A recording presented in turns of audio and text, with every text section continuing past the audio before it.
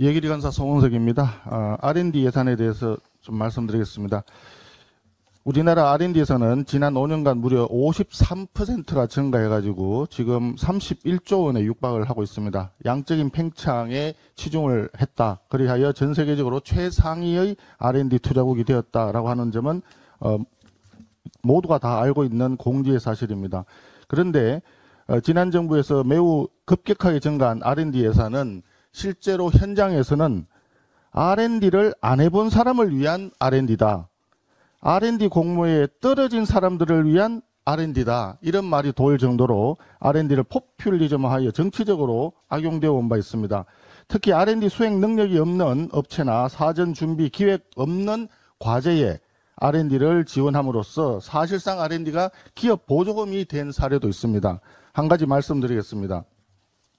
정부가 어느 영세기업에 4년간 15억 원의 R&D 자금을 지원했는데 알고 보니 해당 기업은 영업 손실이 12억 원에 달하는 한계 기업이었습니다. R&D 과제 수행을 위한 예산이 결과적으로 기업의 생존 자금으로 변질되었던 것입니다.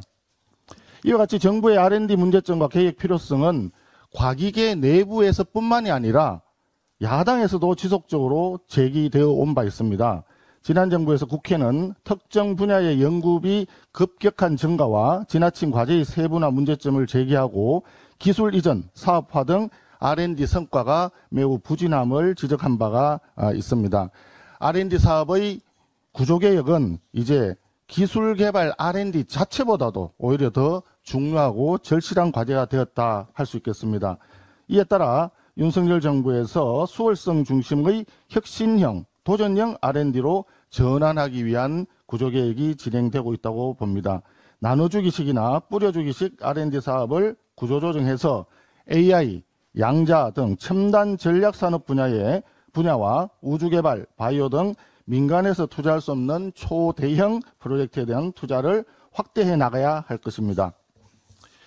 아울러 당에서는 정부의 예산안이 국회에 제출된 이후에 R&D 개혁에 대해서 현장 의견을 지속적으로 수렴을 해왔으며 일각에서 제기되는 고용 불안 등 우려를 정부 개혁안의 큰 틀에서 어떻게 해소할까 고민을 해왔습니다.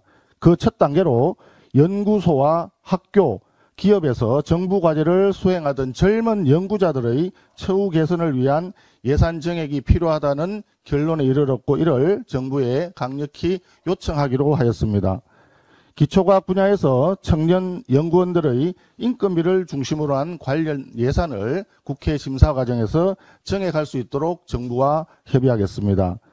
출연 연구기관의 연구자들의 안정적인 연구 환경 조성과 학생 연구원을 포함한 비정규직 연구원들의 고용 안정을 위한 투자 확대도 정부에 강력히 요구하겠습니다.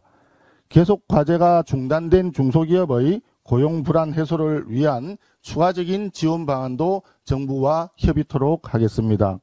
그 다음 단계로 원천기술, 차세대 기술, 최첨단 선도 분야의 투자를 확대하기 위해서 어떤 소요가 있는지를 당이 적극적으로 발굴하고 국회 심사 과정에서 정부의 동의를 얻도록 최선의 노력을 다해 나갈 것을 말씀드립니다. R&D 사업이 원활하게 국회에서 심사될 수 있도록 야당과도 지속적으로 협의해 나가겠습니다. 감사합니다.